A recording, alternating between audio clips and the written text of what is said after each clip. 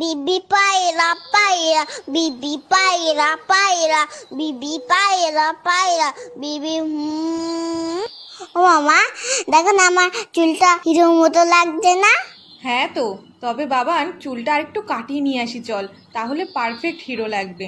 ও মা শোনো, তুমি দোকানদারকে বলবে আমাকে যেন হিরোর মতো চুল কাটিয়ে দেয়, পুরো যেন শাহরুখ খানের মতো দেখতে লাগে। ও মা বলো না, বলবে তো? বলবে না তো? উফ, চুপ কেন করে রয়েছো, কথা কেন বলছো না? হ্যাঁ হ্যাঁ রে বাবা, দোকানদারকে বলবো তোকে শাহরুখ খানের মতনই চুল কাটিয়ে দেবে। ওকে। কি বৌদি, কেমন আছেন? খবর সব ভালো তো? হ্যাঁ দাদা ভালো। আরে বাবান, কেমন আছো? হ্যাঁ ভালো আছি, তবে আমার কিন্তু হিরোর মতো চুল কেটে দিতে হবে। তুমি পারবে তো? আগে বলো, নয়তো তোমার কাছে কাটবো না। সব রকম কাটতে পারি আমি, তুমি এখানে এসে বসো।